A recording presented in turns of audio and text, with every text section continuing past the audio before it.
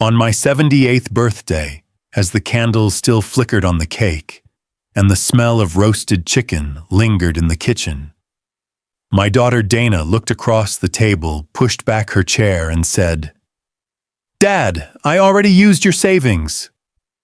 I booked my flight to Dubai tomorrow." Her words landed like a hammer against my chest.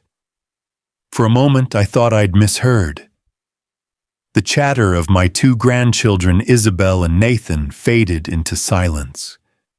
Eli, her husband, kept his eyes on his wine glass as if he wanted to disappear into it. And I just sat there, fork still in my hand, staring at the only child I had left.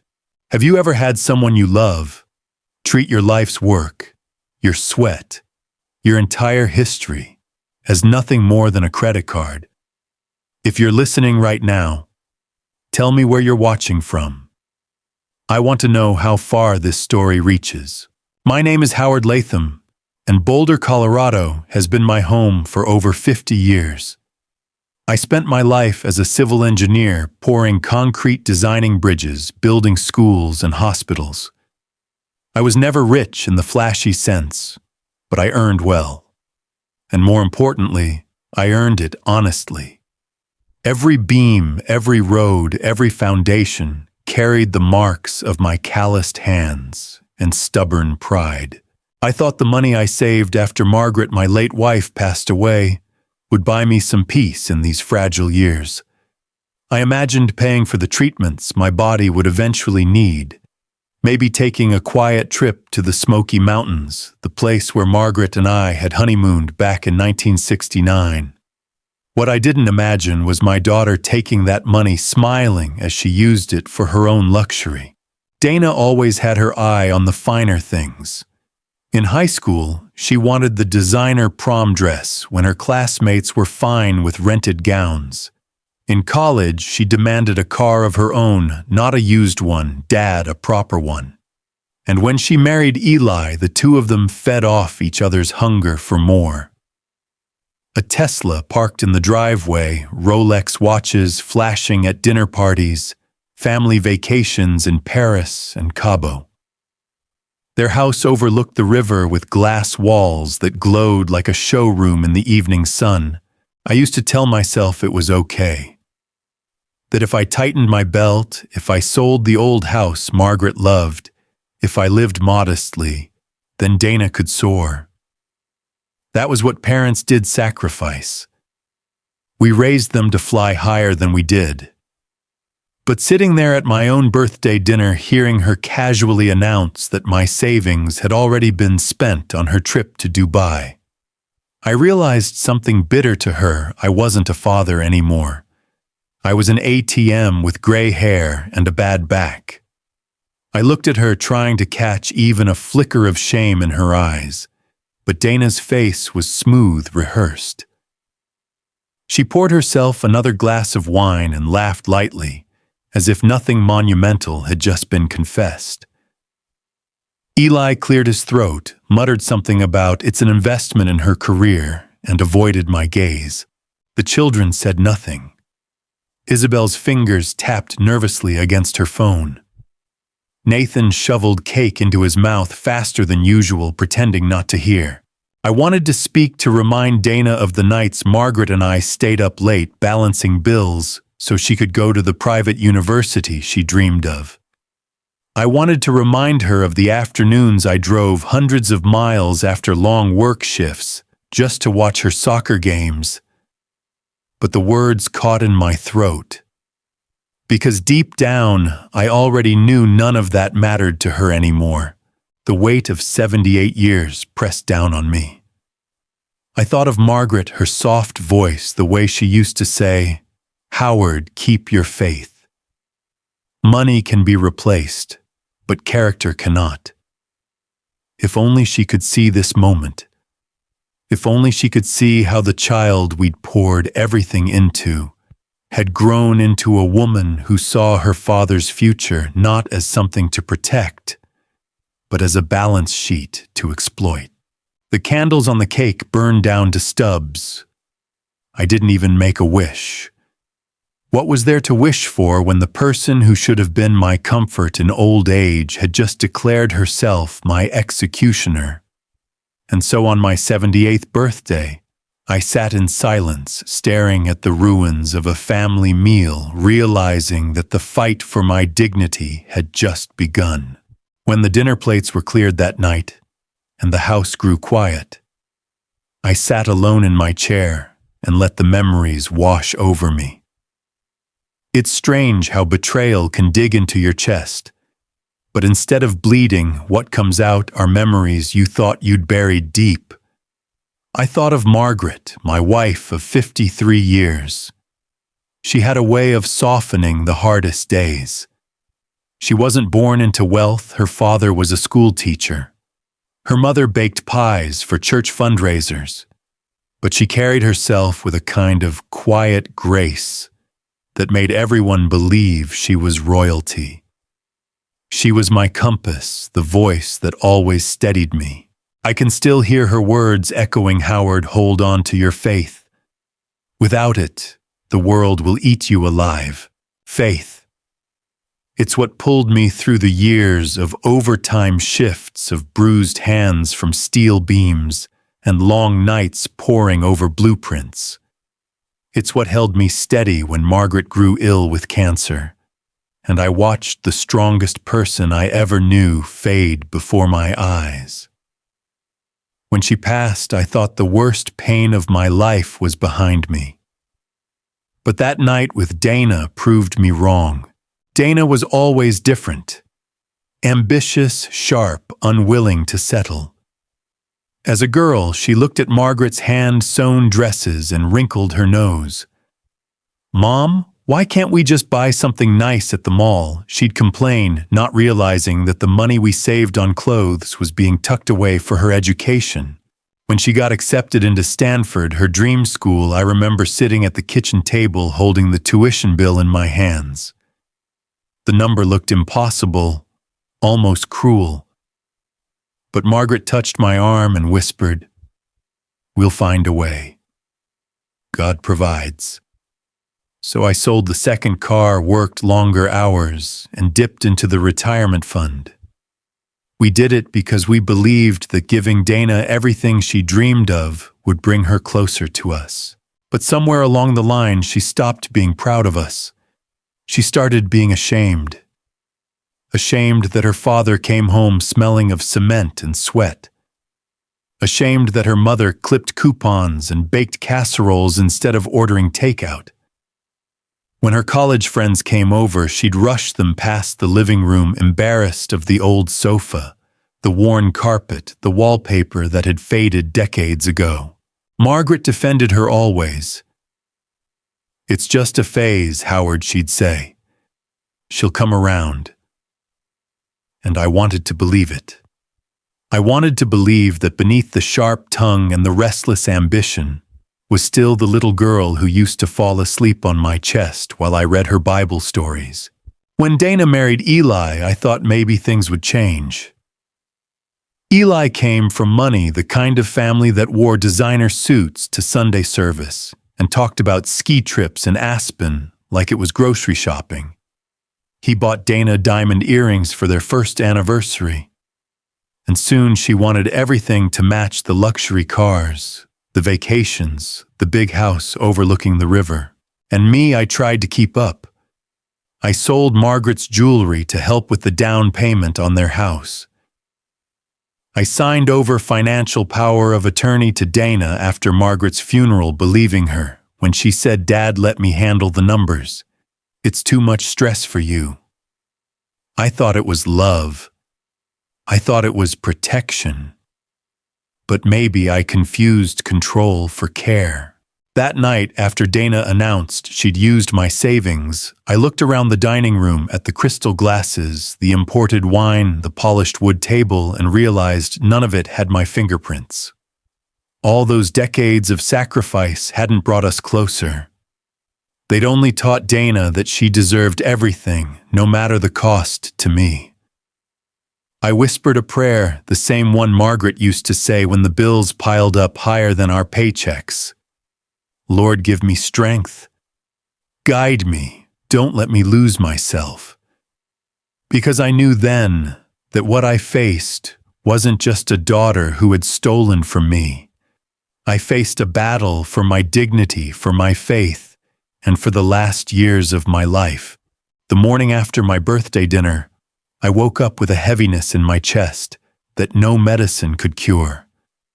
My hands shook so badly, I spilled half my coffee before it ever reached my lips. The doctors had warned me months earlier, early Parkinson's, arterial hypertension, and the slow creep of age wearing down every bone in my body. They said treatments could slow the decline, but only if I started soon. I had put it off, telling myself I was still strong enough, that I didn't want to be a burden on Dana. But after what she said the night before, I knew I needed to face the truth.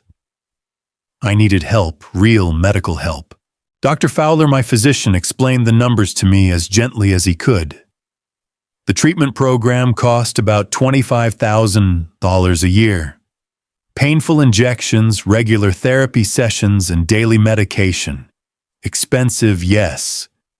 But he looked me square in the eye and said, "Howard, this could give you 5, maybe 10 more good years.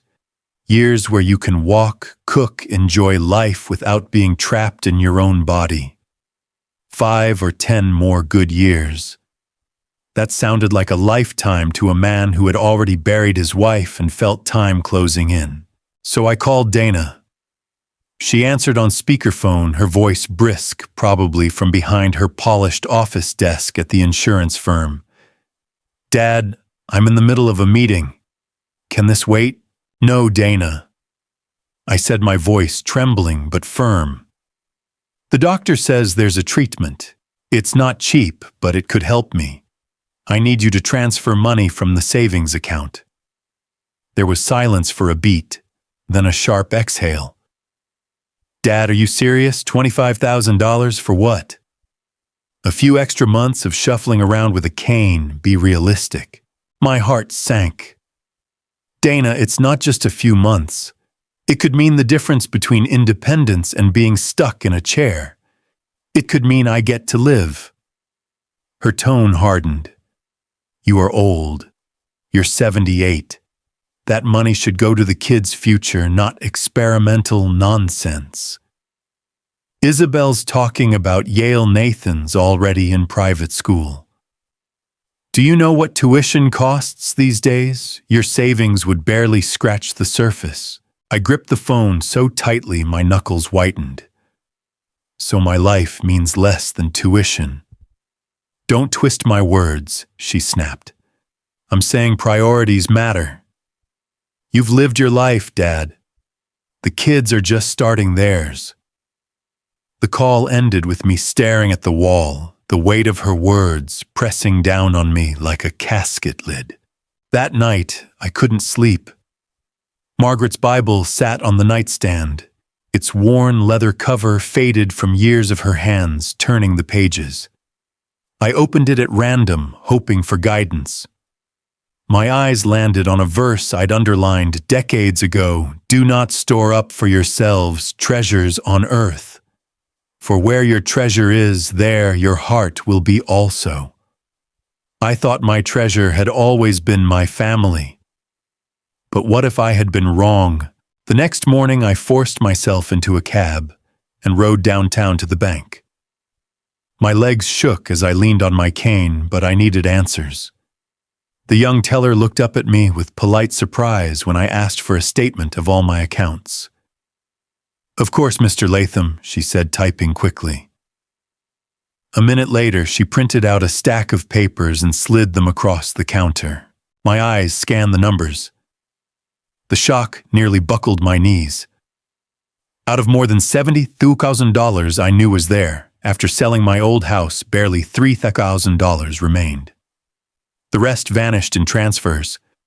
Regular fat withdrawals ranging from $2,000 to $5,000 each, stamped with the name Dana Caldwell. I swallowed hard, my throat burning. These transfers.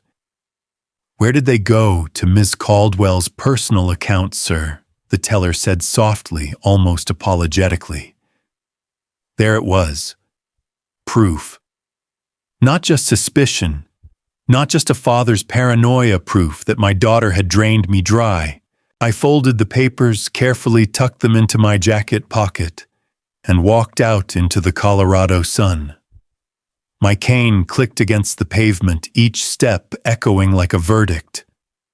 My daughter hadn't just betrayed me, she had robbed me. And in that moment, a fire lit inside me, a fire that had nothing to do with anger and everything to do with survival. If Dana thought she could write the last chapter of my life, she was wrong. I would write it myself. I walked home from the bank with the statement papers pressed tight against my chest, as if they were the last fragile proof that I wasn't losing my mind. My cane struck the sidewalk in sharp rhythm, thud, thud, thud, as though marking time for the battle ahead.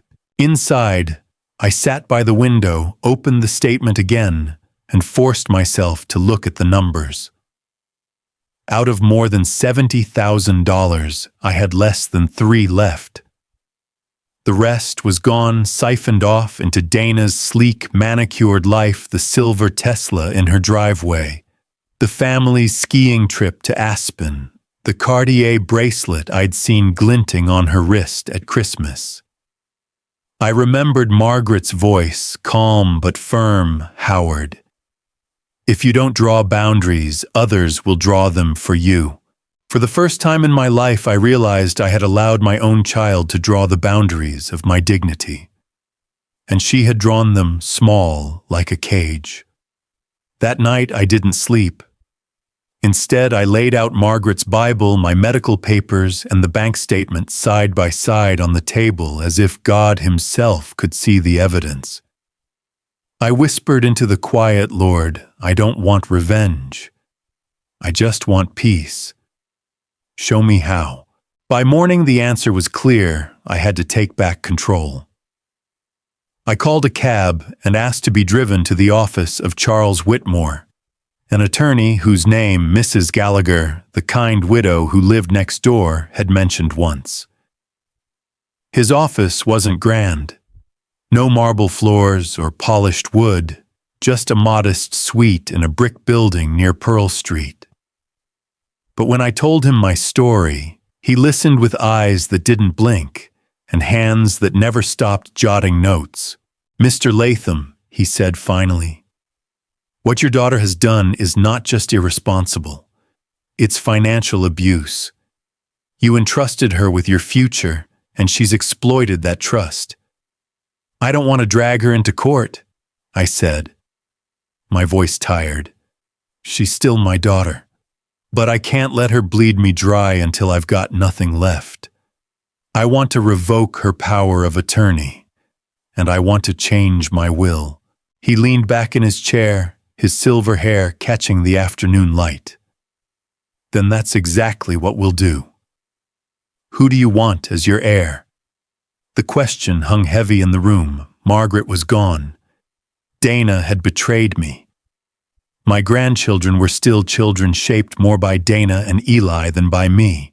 I thought of Mrs. Gallagher, the woman who had quietly become my lifeline these last months. She brought me hot soup on cold evenings. She helped me to the bathroom when my legs trembled too much. She asked nothing in return. She's been more of a daughter than Dana ever was, I said quietly.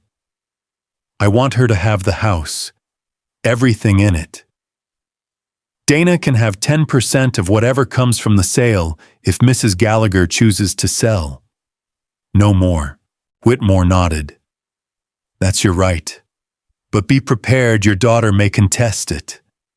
She can contest all she wants, I said. I've spent 78 years working for this roof over my head. If she wants to call herself my daughter, she can start by showing she cares more for me than for my bank account. It took an hour for the documents to be drawn up, and another half hour for 2 witnesses, a paralegal and a secretary from the office next door to sign. When Whitmore slid the fresh will across the desk, my hand trembled as I signed not from Parkinson's, but from the weight of the choice. It felt like I had just exhaled after holding my breath for years. Then came the revocation of Dana's financial power. Whitmore guided me through each page, ensuring the bank would no longer honor her signature. By the time I pressed my pen to the final line, it was as though a set of chains had fallen from my wrists. You've taken the first step toward reclaiming your independence, Whitmore said, shaking my hand firmly. Back home, I sat on the porch with Mrs. Gallagher's soup steaming in a bowl beside me. The sunset painted the Rockies in shades of gold and purple, and for the first time in months, I felt like I could breathe.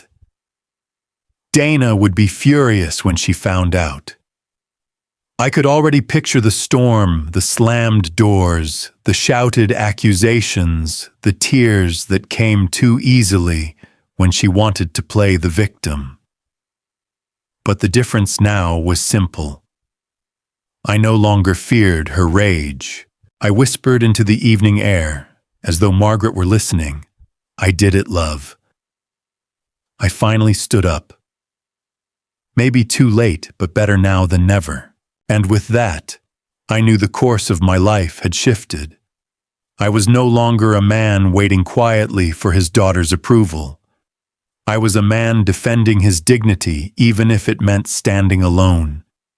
If you're still with me up to this point, type 1 in the comments, so I know you're listening closely. Your support means more than you realize.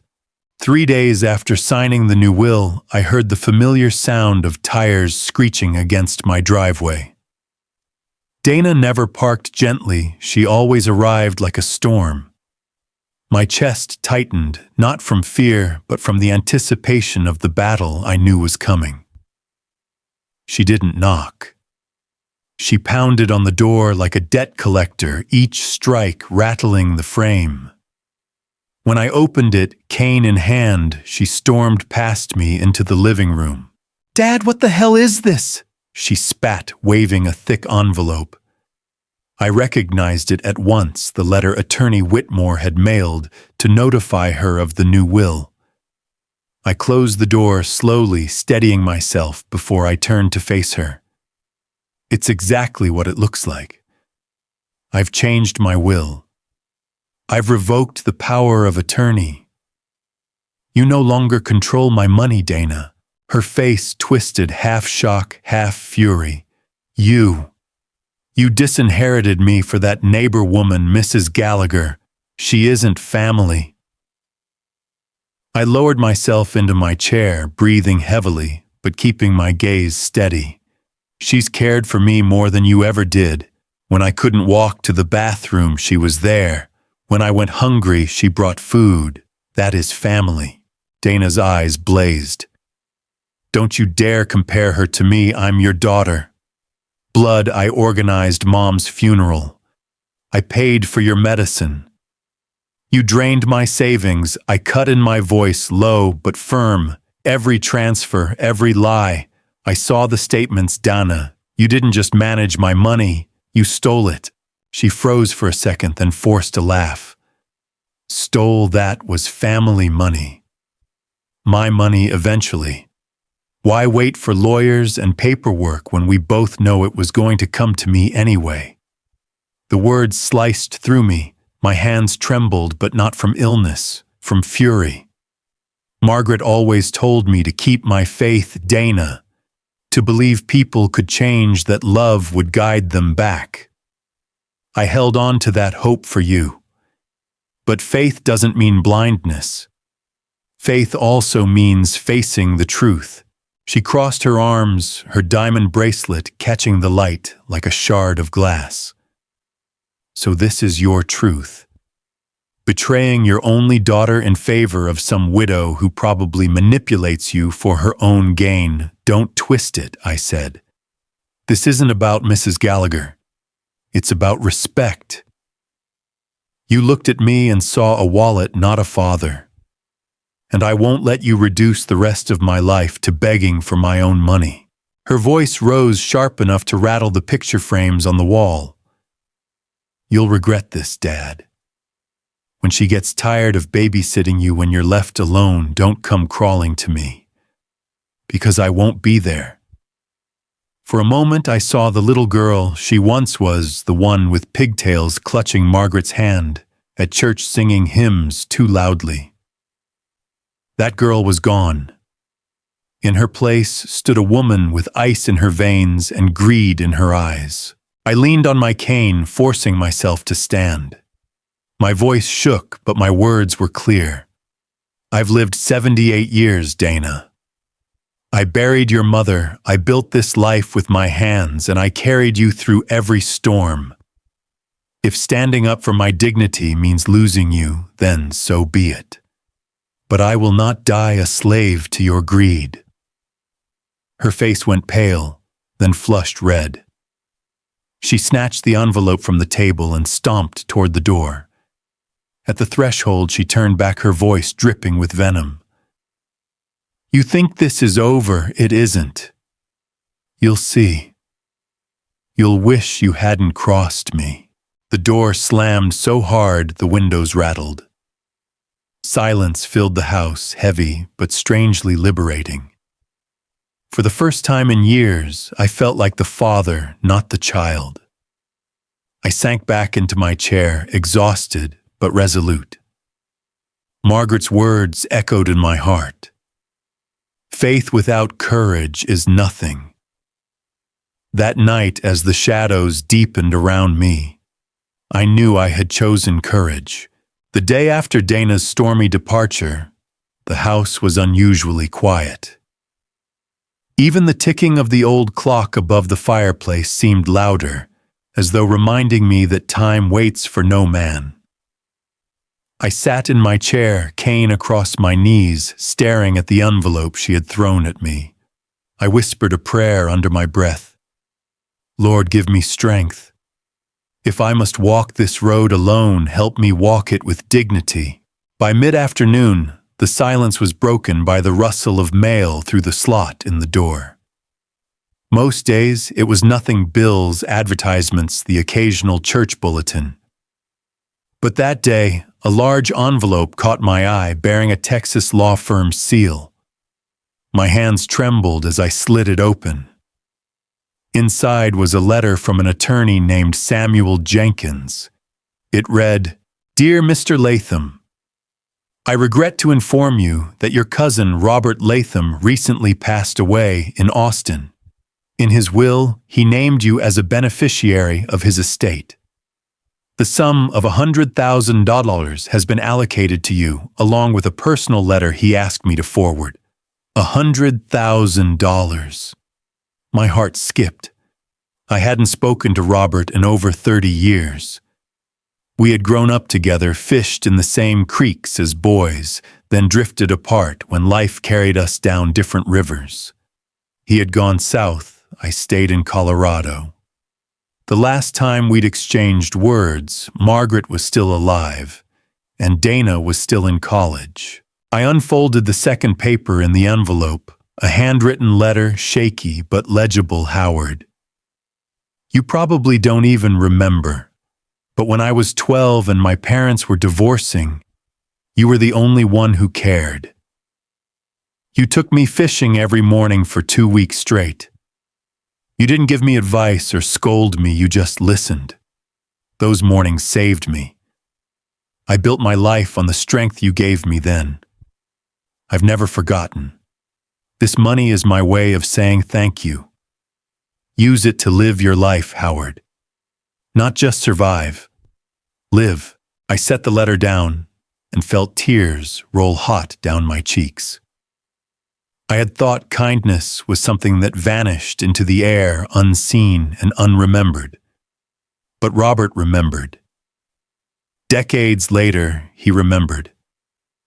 I looked toward the ceiling and whispered, "Margaret, you were right. God never forgets.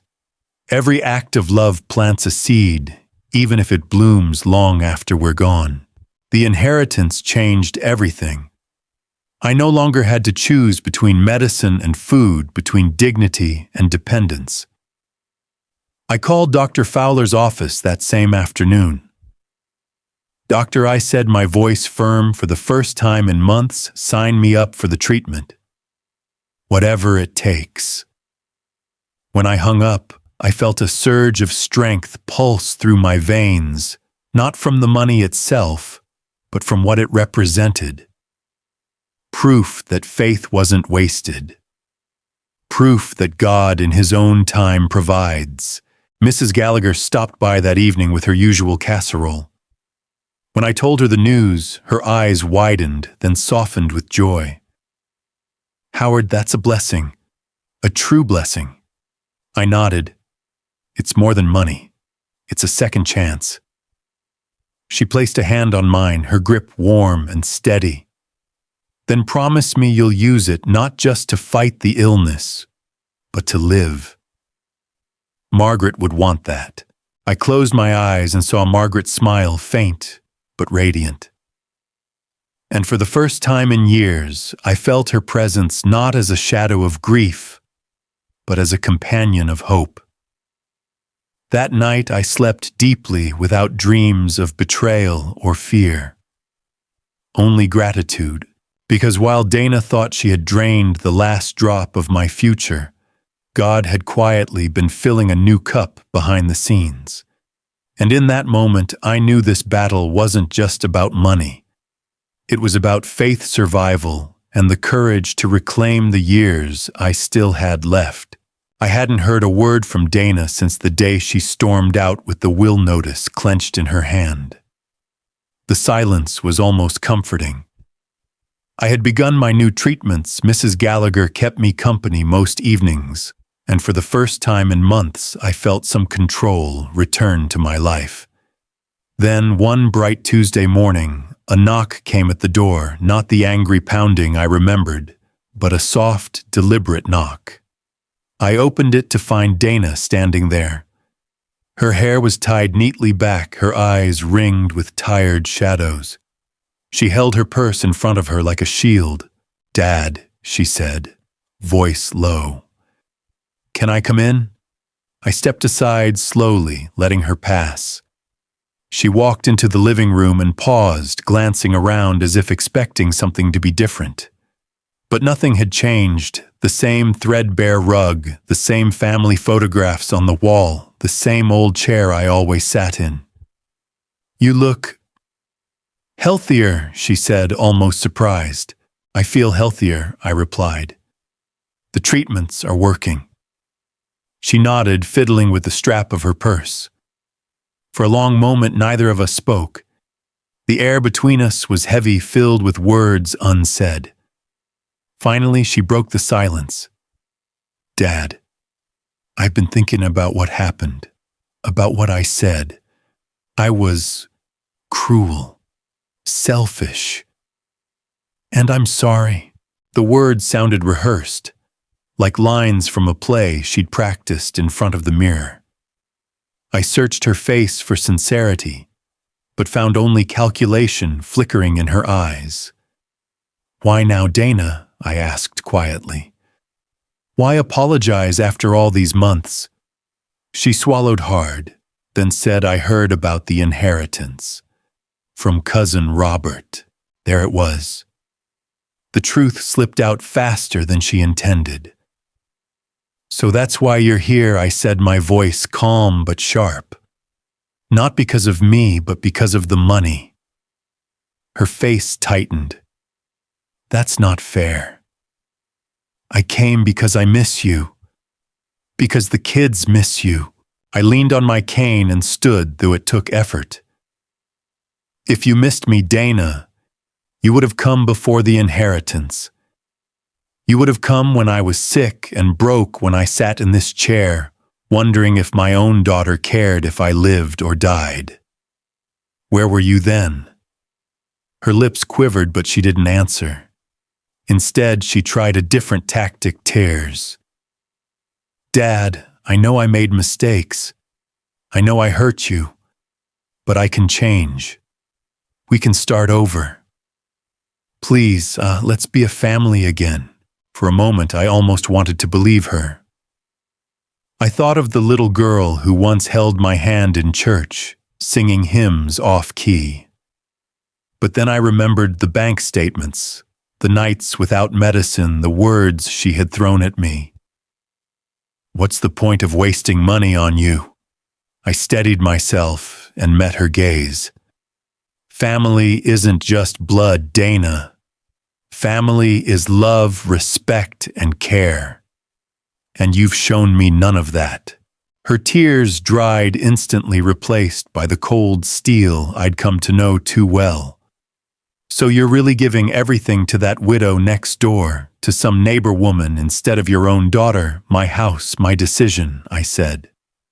"I won't let greed dictate my legacy." Her jaw clenched. For a moment I thought she might strike me. Instead, she turned sharply toward the door.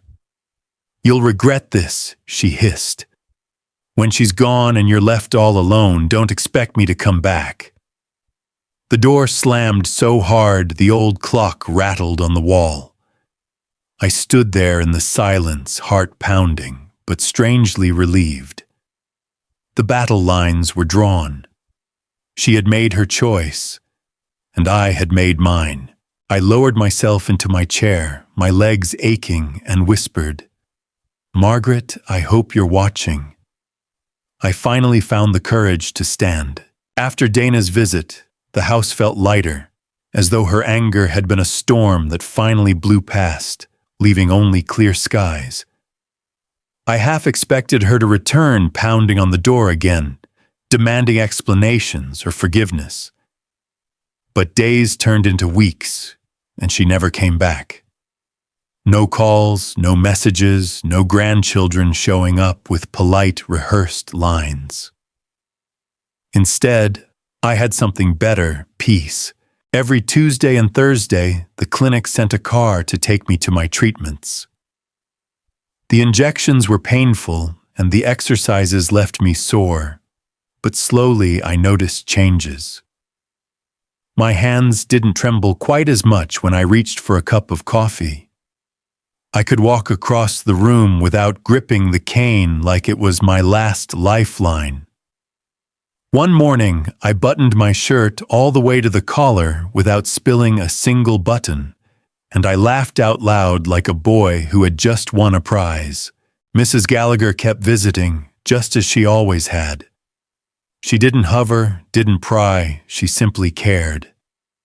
She'd bring fresh bread from the bakery, tell me the neighborhood gossip, or sit quietly while we watched the Rockies sunset turn the mountains purple. Her sister Miriam, who had recently moved in from Kansas, joined sometimes, filling the house with a laughter so hearty it shook the dust from the rafters. One evening, Miriam clapped her hands after I showed her the small wooden figurine I'd carved. "Howard, you've got talent, don't waste it. You should put these on display at the community center." I waved her off at first, embarrassed. But she wouldn't let it go, and eventually Mrs. Gallagher convinced me to try. The day of the exhibition, a few neighbors stopped by. To my shock, someone actually bought one of the carvings, a simple bird, its wings stretched wide. It wasn't the money that mattered. It was the look in their eyes, the recognition that I could still create something beautiful with these old, stubborn hands. In those moments, I realized something. I wasn't waiting for Dana's approval anymore. I wasn't living under her shadow or begging for scraps of attention. I was living my own life, shaky, imperfect, but mine. And for the first time in years, I wasn't alone. Sometimes late at night, I'd sit by the window and whisper to Margaret, "I think you'd like Mrs. Gallagher. She's got your kindness. And Miriam, she'd make you laugh until your ribs hurt." I felt Margaret's presence not as grief anymore, but as blessing. As if she were saying, "Howard, you did what you had to do. You chose peace." Dana may have walked away, but I no longer carried the weight of her choices. My faith told me that some ties, when poisoned, must be cut for life to bloom again. And bloom it did quietly, stubbornly, like wildflowers growing through cracked pavement. One afternoon, after a session at the clinic, I sat on the porch with Mrs. Gallagher and Miriam, the three of us sipping lemonade. The air was warm, the river below shimmered like silver, and I felt something I hadn't felt in a long time: belonging. I leaned back in my chair and said softly, almost to myself, "This is family. Maybe not the family I expected, but the family God sent me." Neither woman replied. They didn't need to. The silence between us wasn't empty, it was full, alive, and comforting. And in that silence, I realized I had been set free. The seasons in Colorado have a way of reminding you that life is always moving forward, no matter how heavy the past feels. By the time autumn rolled in, the aspen leaves along the foothills turned gold, and the crisp air carried the scent of wood smoke. I found myself walking outside more often, cane tapping steadily, but with far more confidence than I'd had in months. One cool evening, I sat on the porch as the sun dipped behind the Rockies. The sky glowed orange, then softened into lavender. In that fading light, I thought of Margaret. I could almost see her there beside me, wrapped in her favorite shawl, her hand resting gently on mine. "Hold on to your faith, Howard," she used to whisper whenever life tested us. "Faith will carry you through." And she was right. Faith had carried me through the darkest betrayal of my life, through the humiliation of being treated like a child by my own daughter, through nights of aching loneliness when I thought I had no one left. Faith had carried me to this moment, to healing, to new friendships, to a peace I never thought I would find. The anger I once felt toward Dana had softened, not into forgiveness exactly, but into understanding. She was consumed by ambition, blinded by greed. Maybe one day she would see what she had lost, not just an inheritance, but a father who would have given her his last breath if she had only asked with love instead of entitlement. Maybe she would never see it. But it was no longer my burden to carry. I had built bridges across rivers, roads, through mountains, and structures meant to outlast me. But the greatest bridge I had built late in life was the one that carried me from despair to dignity. And though it had been shaky at first, every day of choosing peace made it stronger. Mrs. Gallagher and Miriam had become part of my rhythm, as natural as the morning coffee. They brought warmth into this old house, filling the rooms not with wealth or grandeur, but with the kind of laughter and care that money can't buy. When I thought about the will I had written, I no longer felt guilt or hesitation. I felt clarity. A legacy isn't measured by bloodlines, it's measured by love. Sometimes neighbors would stop by curious about the wooden carvings lined up on my shelves. They'd ask if I'd sell them, and I'd smile, remembering how nervous I'd been the first time I put one on display. Now I didn't carve for money or recognition. I carved because it made me feel alive, because every piece was proof that these trembling hands could still shape something beautiful. I realized something profound: growing old isn't about losing who you are. It's about shedding what no longer serves you. The manipulation, the guilt, the constant hunger for someone else's approval, those were the real diseases. And I had finally found the cure: courage, faith, and the will to stand tall even with a cane. As the evening settled and the first stars blinked above the mountains, I whispered into the cooling air, "Thank you, Lord. Thank you for not letting my story end in despair." Because this porch, this sunset, this peace was the ending I had prayed for, and the new beginning I hadn't dared to imagine. The night the first snow of winter fell, I sat by the window with the lamp casting its golden circle across the room. Outside, flakes drifted lazily past the glass, each one unique, each one disappearing into the ground below. Life felt like that sometimes, fragile, fleeting, but still beautiful when you stopped to look closely. I thought of Margaret again. Her words lived in me more now than ever before. Howard, keep your faith. Even when everything else is taken, faith will remain. Faith had been my anchor. It had carried me through years of hard work on construction sites, through the loss of the woman I loved, and through the bitter betrayal of the daughter I once believed would stand by me until the end. And now, in the quiet of this winter night, faith gave me something even more precious: peace. Dana never returned. Eli never called. Isabel and Nathan never came by with their shy smiles and half-hearted hugs. Perhaps one day they might knock on my door with genuine love in their hearts. Perhaps not. I no longer built my hope around them. My hope was in the life I had reclaimed. With the inheritance from Robert, my treatments continued. The tremors in my hands had lessened enough that I could carve wood again, shaping birds' small boxes, even a cross that now stood on my nightstand. Each piece was a reminder that even shaky hands can still create beauty, that brokenness can still hold purpose. Mrs. Gallagher and Miriam became my family in every way that mattered.